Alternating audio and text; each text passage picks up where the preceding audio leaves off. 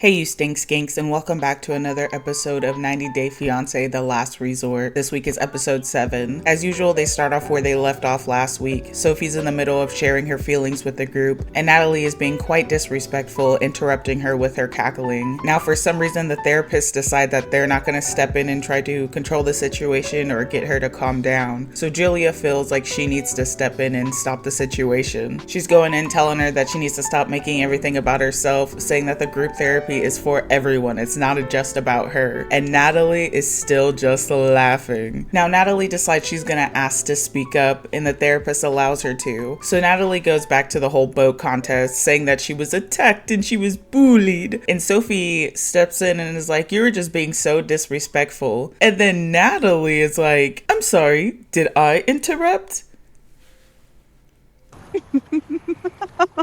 What could you possibly do in those moments? I don't know. I don't know how I can be clearer with what I want. He thinks he should do instead of what I'm asking him to do.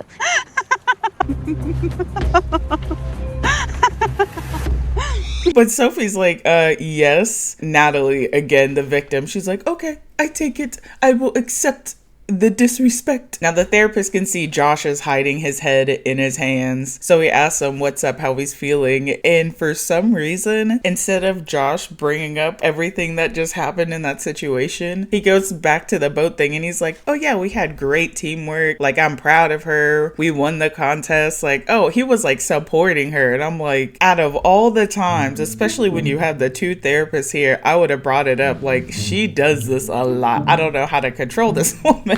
No, he just ends up defending her, saying they had great teamwork, and I'm sure he's like, "I just didn't want her yelling at me later on." Now they get to Brandon and Julia and ask how they did with theirs, and Julia goes into saying that she didn't believe him at first, but they actually got there, and Brandon said when he was running out of steam, Julia was there to help him, so they had great teamwork. So Brandon brings us back to one of their big issues that they're having is kids, and he says that you say that you don't want to have kids because you don't think I'm going to help out. Well, with this, you can see that we will have great teamwork. Now this brings up something very emotional for her, saying that this subject brings her a lot of anxiety, a lot of pain, and she just doesn't want to bring it out into reality. But she ends up sharing with the group, saying that she can't have kids, saying that a couple of years ago she went to a doctor in Russia and that doctor said there was a good possibility of her not being able to have kids. Now Brandon says that he would like to have a second opinion, that a second opinion is very normal, people do it all the time, which I completely agree. I think that they should definitely go for that second opinion, but I just am feeling for her so much because the way that she's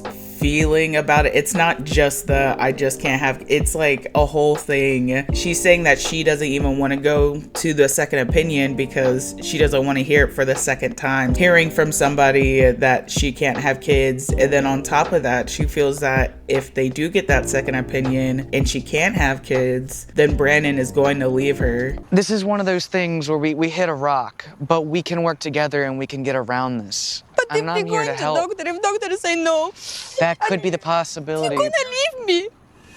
No, and absolutely not. But with all of that, Brandon is supporting her, saying that he's not going to leave her, that he's going to be right there with her. But she tries to go into what if that, what if this, bringing up these hypotheticals, and the therapist tells her to stop with the what if, stop with the hypotheticals, because you can't have answers for that. But at the end of the day, all they hear is that Brandon is here for her, and that's what they need right now. And Jasmine even shows her support, saying that she did a great job opening up, sharing her feelings with the group, and that if one day, if she really wants to be a mother, she can, one way or another. Now they get to Ari and Bini, and they immediately bring up the passwords. They ask where are they at, and now Ari, she decides she's going to give him the passwords, but she had to slip in saying that you decided you weren't going to do any of the therapy or participate unless he got his passwords, which I don't know why she had to slip that in because he has been participating. I feel like she takes every opportunity just to like jab him just a little bit. But all in all, she did end up giving him his passwords, and I'm so surprised that he didn't just stand up and do a backflip right there. Hold up.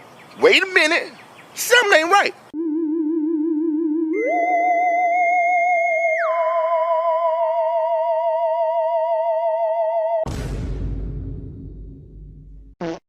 But the therapist does remind him, saying that now that you have your passwords, you said that you were going to have that serious conversation. So it is something you guys need to do. And with that, the therapist let them go and they all head back to the bus. Now, originally they're heading back home, but Stacy decides, hey, let's go out for some food and drinks. So they head out to a bar. On the way there, Ari decides to snuggle up to Bini, and he's actually, I don't know if he really wanted to do it, but he's being nice. He's like, whatever, got his arm around her and stuff, gave her a little forehead kiss, things like that. But the whole time they're on their way there, she is just nagging this guy. He's literally holding her and she's like, I gave you your password, so you need to be nice to me. And then goes into being like, when we get to this bar, you don't need to be embarrassing me. You don't need to be hanging out with anybody else but me. You should only be giving attention to me.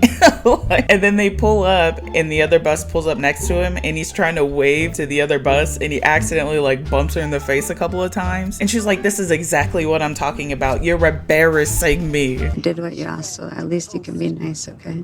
Please try not to embarrass me in the bar.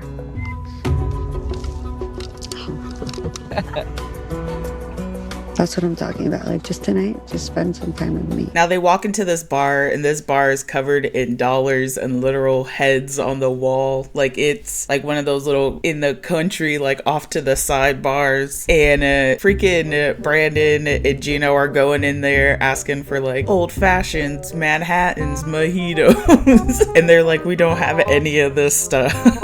But eventually they all get their drinks and they all go sit down. And Florian, I don't know if he was trying to start another party or what, but he's like, Gino, come over here, come sit with me. And Jasmine's like, hell no, you're gonna sit right here. We're trying to focus on therapy. We're not doing it today. Not today. So Gino ends up staying with Jasmine. But right after they sit down, Ari feels like it's the right time to go have this serious conversation, which was like, they literally just got out of therapy. They're going to sit down to have some food and drinks. Like, let this man have a little bit of a break and have a good time. Like, they could even save this conversation when they had a therapist there or something. Like, why'd you have to do it right now? But she pulls him to the side and she says that she wants to talk about all the infidelity. So they end up finding a little spot to themselves. She immediately just starts out with like a long hug and she's like, so I gave you your password, so it's time for you to tell the truth. I was with you for 5 whole years. You disrespected me. You cheated on me. I sacrificed my whole life to you. I gave everything my whole life to you and I shouldn't have. And all I want you to do is just admit your wrongdoings. Admit all the cheating that you did. Actually, not even all the cheating. Just she asks about one particular girl. But Bini, for some reason, this is the one thing that he does that is like such a huge red flag to me. He always swears on Avi's life. He's like, I swear on Avi's life. I swear on Avi. I swear on Avi. I swear on my son. And it's like, don't swear on your kid's life, okay? That's one thing. I'm not a superstitious person at all. Like, oh, cut the pole, all that. Like, I don't really believe in that, but like, I don't know, something is just icky about like, I swear on this person, especially when it's your child. If you're just like, I swear it happened, that's the one thing, but why'd you have to bring in your kid? That is just like such a huge red flag to me, and that almost makes me feel like he's lying. Like, he does it so often. I'm like, oh yeah, you're lying, there's no way. But she brings up the girl from the beginning, and she said that she's bringing up this one particular girl because she feels like it would be easier for him to talk about stuff from the past compared to the present, which is so funny because right after he's like, why are you always focused on the past? Why can't we focus on the present? But I feel like even if she brought up a girl from the present, it still probably would have been the same argument. But she asked him about that girl, like, what's up with that? And he straight up is like, all right, I'm going to explain to you, but I do not need you interrupting me. If you interrupt me, I'm gonna leave. And this shows that he's probably dealt with her just like over talking him so much, because she ends up doing it anyway. But he goes into explaining that in the beginning, him and Ari were not together, that he was dating some other girl, and while he was dating her, he accidentally got Ari pregnant, and Ari moved back to America and that girl was still around, and apparently she was going through hard times, so he felt bad for her. But he didn't get to finish everything that he was about to say before Ari just cut him off and was like, I have a video of this girl in my bed, in my house, you're lying. Which I didn't really watch their story too much, so if somebody could tell me, were they actually together? Because she got pregnant a few months after they met. So it was very quickly. Were they together during that time, or were they kind of just messing around because she was out there on vacation or whatever what she was doing, and then she moved back to America and they didn't know what they were really doing because, you know, it was only like a few months after? That probably might change my thought process on all this, because if they weren't together, then she's just tripping. But then again, I don't know. He definitely is doing some shady stuff. That's all I know. But he doesn't get to finish everything that he was gonna say. She interrupts him and he goes back into being like, I told you not to interrupt me, so let me finish. And she straight up is like, no, I'm not gonna let you finish because you're a liar, so it's my turn to talk. Dang, you could at least let him finish his lie. Not about like in the sexual situation, like just what are you thinking? But I have a video of her laying in my bed. No. You, in my let house. Let me finish. And you are there. Let me finish. No, I told you, if you interrupt me, I will move. You can talk later. But you have inside. a made up story. But So let me now talk. it's my turn to talk. She just kept trying to go in talking, and he just stands up going back into, you're here to fix this relationship, huh? Swear on Avi's life. Swear on Avi's life. Like, just keeps repeating that, and she won't stop talking, so he just flips her off and walks out. Are you came for fixes this relationship? I came to tell Are the you came for truth. fixes the I thought we would come and you So would we're tell not the his truth. life. So we're out his life. I don't swear on my son's life, not like you. You. Now Bini walks back to where everybody is, and Natalie is the first person to notice him, and I feel like she didn't go off to see if she was okay, but more that she was nosy as hell. She got up so fast and ran off and brought Stacy with her, and then wasn't like, oh, are you okay, or nothing. She was just like, what happened? Tell me everything. What happened? So Ari just tells them what happened, that she wanted to bring up the whole cheating thing, and he got mad, flipped her off, and walked out. And of course, all the guys checking on Bini, and Bini just tells them that she is so focused on the past that she does not want to focus on the present at all. And it's so funny because Josh is right behind him, like nailing in that too, being like, man, I don't understand. Like, just focus on the now, the future. Why they always gotta go back to the past? And it's like he is trying to like wipe the slate clean. Like, those texts never happened.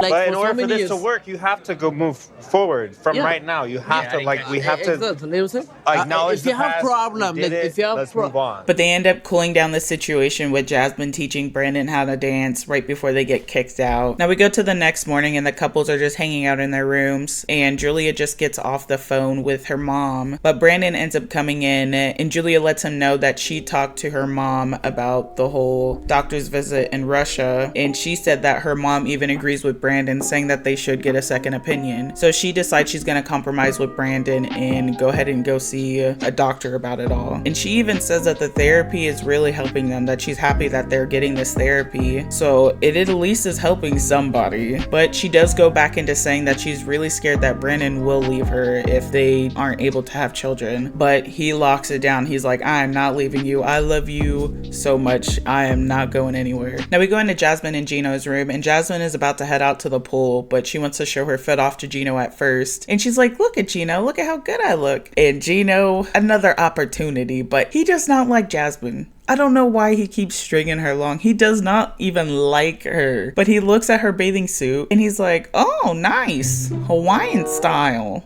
And then just lays back down. So she gets on the bed and she's kissing on him, trying to love on him. And he keeps being like, no, Jasmine, no, you're tickling me. And it was kind of uncomfortable watching it because it's like, he kept saying no. At this point, Jasmine should have just got up and like stopped whatever she was doing and just left. But I can understand how she's so desperate for the affection, but at this point it's like, just leave. Like, if you can't get an ounce of anything out of him, just be gone. Like, I would have been gone. But she's on top of him, like trying to kiss and love on him, and he's like, you're tickling me. No, Jasmine, no, you're tickling. So he gets off the bed and his hat falls off, and I'm like, I keep seeing the patch of hair on the back of his head. And right then and there, when I saw him pick his hat back up and put it on, it clicked to me that he keeps the patch of hair on the back of his head to make it still look like he has hair. Because like in the front when you're wearing a hat, you can't really tell, you know? But in the back, that little part, where the little buckle is, that little space, he keeps that patch to make it look like he still has hair. It's like, just shave it off, dude. But he ends up rolling off the bed, trying to get away from her, and then lays right back down in the same spot. And at this point, she's literally on top of him, like, just kiss me, Gino. Give me some love, Gino. And he's like, no, Jasmine, get off of me, Jasmine, get off. So Jasmine gets upset. She gets up, starts throwing the pillows at him, and walks in the other room. And at this point, she's crying, being like, all I wanted was a kiss, a hug, just give me some love and affection. And Gino was like, ew, why would I do that with you, Jasmine? Gross. And she goes into being like, all I want is a hug, something. I'm not asking for the whole, you know, the get-go, you know. All I'm asking is for you is to hug me. And he's like, I'm not there, Jasmine. No, I don't want to do that. So she ends up going to the bag and pulls out the rock that they were supposed to throw on their hiking trip, but they did not get there because they just started arguing. So they still got that dead weight on them. And she pulls out the rock that he writes on, and on his rock it says, Jasmine always pushes me away. And she's like, you see this right here? You need to look at yourself. This should be saying Gino pushed Jasmine away. And he's like, I want you to sleep in the same bed with me, Jasmine. I don't want to hug you. I don't want to kiss you. Ew, just sleep in the same bed, Jasmine. And it's like, that logic is not logically, you know what I mean? I wouldn't sleep in the same bed as somebody that I wouldn't even hug. What do you mean? You don't even want to hug her and you're expecting her to sleep in the same bed as you? That doesn't make any sense. I just asked you for a kiss. But you keep asking and asking and asking. You keep wanting to go more and more. How do you feel like it hurts me? You don't even want to kiss me. You don't even want to hug me. But eventually she just like, you're going to lose me, Gino. Like, I'm gonna be gone. And this dude says, you already lost me. And you are losing me too. You're losing me. Well, you already lost me. What are you doing?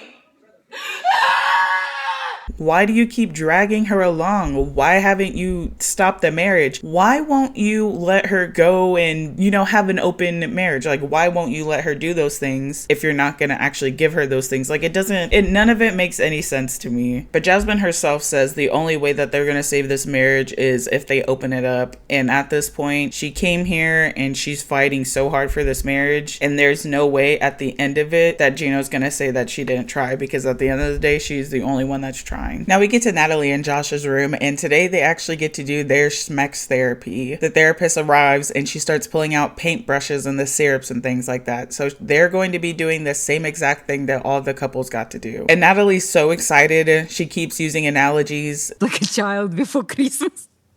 Wow, now we get to say, la la la la la. I want my therapy. Help me! Help me! Nigga! Help me! But while the therapist is pulling out paintbrushes, Natalie is like, oh, are we painting? You know, I'm the greatest artist of them all. Do you know impressionism? Yes. Do you know impressionism? Yeah, I know impressionism. Oh, yes. I love painting. I actually know about art a lot. I like impressionism. Do you know impressionism? But the therapist goes on to explain what they're going to be doing with the paintbrushes, and Josh is not down for it. He's like, no, I don't even want the sticky stuff all over. No, I don't want it. And even goes on to say that they don't even need this therapy because they're good in the bedroom. Like, they're completely fine. But the therapist says that she doesn't want to just see them being pleasured and being intimate with each other, but to actually show a vulnerability. And Natalie wants it so bad. She's literally sitting there begging for it, like, please, Josh, do it for me, please. Okay, do it now. But again, he is not down for it, but he decides that he doesn't want to get yelled at, so he just does it for her. And when it's time to remove the syrup, he goes and picks up a towel. And she's like, no, Josh, you do it with your mouth. And he's like, no, here, let me make the noises. I'll make the noises for you. But now that it's Josh's turn, Natalie is like, go ahead, take off your shirt. And he's like, no, this is where I'm drawing the line. And he goes on to explain that he does not like PDA. He wants to do all of that stuff behind closed doors. And the therapist is starting to see that they have an emotional disconnect that is most likely bleeding into their physical. But Josh is not down for it. He doesn't want to do it. And Natalie is slowly getting more and more frustrated. She at first says that she's really surprised that he's even acting this way in the first place. And then starts asking why he won't do it, why he won't participate, saying that he's insulting her and attacking her and bullying her. So the therapist starts bringing up hypotheticals like, say if I weren't in the room right now and it was just you guys, where would you like her to lick the syrup off? And even that, he's like, I'm not answering that. So the therapist offers to go ahead and leave the room, and Natalie's like, yes, you go ahead, and shoves her out the door. And she's like, okay, Josh, we're doing it. And I think even all the producers and stuff left too. The only footage was from the camera in the corner, so I'm guessing everybody left the room. But even that, you could tell Josh was just so uncomfortable. He was just standing there like a log. Now, after Natalie has the time of her life with him, she brings the therapist back in, and she's just so giddy and happy. And while the therapist and Josh are talking back and forth, Natalie just starts shoving her mouth full of fruit. Like, she didn't even swallow the last piece before she was like putting another piece in her mouth. Like, she was stuffing them fruits up in her cheeks like a squirrel. But Natalie says that she's surprised that she didn't know that Josh was going to be like this. And the therapist says that when you are physical, when you're just doing the physical part, that it could be a lot easier than bringing it up, because when you speak about it, it could start bringing up some walls. But Josh goes into asking the therapist about something that they deal with, and he says anytime that they are intimate, the next day she wants to hang out with him. And it's so funny that he's like, man, all she wants is for me to be around and like show her affection and stuff after we do it. Like, man, I got a life, man. But he says that he's not able to do that because, you know, he's got work, he's got kids, he's got a whole other life outside of her. And she goes into asking like, why don't you just involve me? I don't want to just be a girlfriend. Just enter me into your life and I can help you with all that. And he's like, hell to the no. And this sends her into being like, you said that you were going to work on this. You said you were going to give me family. What's going to happen to me? What about my life? What about me? Where's my family? And he's like, hold on. I never agreed to have a family with you. And she's like, you came back to work on it. You said we're going to have a family. And he's like, listen, lady, I never agreed to have a family with you. And then she goes on to say that he needs to make her feel valuable and that she broke up with this guy 3 times and he keeps running back. And it's like, yeah, that's weird. That's weird movements there. Like, you keep getting broken up with and then you keep going back. But I feel like it's even weirder to be the person to break up with somebody and then keep taking them back. Like, didn't you break up with them for a reason?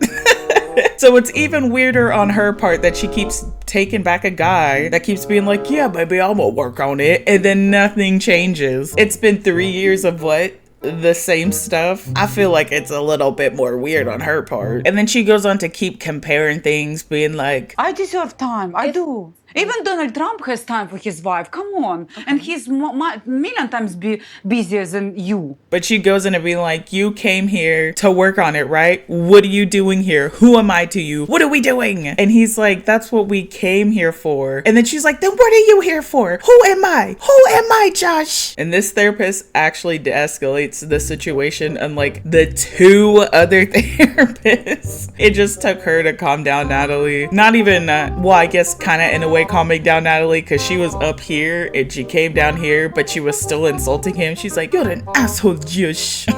And now even the therapist is fed up. She's like, why are you here, Josh? What are you even doing here? And he goes into saying that he's here to see if they can even have a normal relationship, because he's never going to bring her into his life as she keeps having outbursts, because he can't bring a crazy woman to his family. And this is where Natalie starts going off. She's like, oh no, he doesn't want me. He might as well take that knife and stab me in the heart. You know, he's not a normal man. You know that he's not a man. He tells me I'm not good enough. No.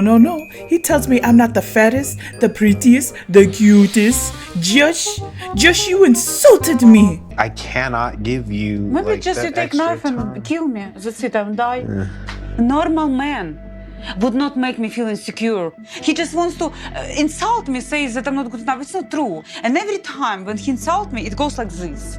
All the time. I can't anymore. And Josh goes into trying to defend himself, being like, I did not say any of that stuff. And Natalie goes at him like she is a shitty pet owner and was like, you shut up, Josh. Do not speak. Shush. And oh my gosh, she is about to do some dirty, disrespectful. Ooh. But the therapist goes in and is like, hey, Natalie, you also have to let your partner speak. You also have to let them have feelings. And just because they feel differently than you or have their own feelings doesn't mean they're trying to attack, assault, bully. Like, none of that is real. It's in your head. You're crazy. But she tells her, allow Josh to have feelings, allow him to speak. And then Natalie is like, how long is this session? I don't want to do this anymore. But then the therapist tries to go in a little bit more, give her some more therapy. And Natalie's like, no. You're a schmeck's therapist. You don't know what you're talking about. We need other therapy. You're done. You're just for schmecks. You don't know what you're talking about. And then she starts packing up all her stuff. And even the therapist is like, you can keep all these things. And Natalie is like, no, you get out of my room right now. And she starts picking up her stuff, throws it in her bag, literally kicks her out, and slams the door behind her. Oh, you guys can have those. I don't think so. He doesn't like it. Okay. All right. I'll take them. Bye. You forgot your plate. Have a nice evening. And even the therapist is like, she need to learn how to regulate her emotions because she is crazy. But she ends up slamming the door on the therapist and then walks out on Josh. And it's like, oh my God. I wish Josh would just leave. Just pack up his things and leave, because obviously after 3 years, this girl is not going to change. But then again, he already knows he's not committed to this woman. He's just coming here for the and he got a little cha-ching. So I mean, he's got a pretty good deal going on right now. And I mean, Natalie she not that bad to look at. She crazy as hell. And I mean, he does have some distance, so that probably helps. They live in different states. She don't even know where he lives. So he's got a good deal going on right now. He's just got to deal with a little bit of crazy every now and then. But I think he's gonna run, and it looks like he might just run away, because in the previews, we are gonna stay in the honeymoon suite. I can just have a little, you know. I'm so glad you invited me. That is our bed. Oh, come on. Guys. Today we're going to be using a tool called Fiancé therapy. So much stories, saying, I don't know. I never play pretend, to be honest with you. I never imagination myself, like, I never play with myself. This is family, my sister, I have a twin, Darcy is her name. There's a lot of conflict. She recently said something to Florian, like, you're better off single, basically. We had a conversation this morning, and Josh said, in his life, he needs stability. And you're a little all over the place. What does it mean? Like you're crazy. I don't know what to believe anymore. And now he's not answering the phone. I don't even know if he's at the resort anymore. What if he's gone?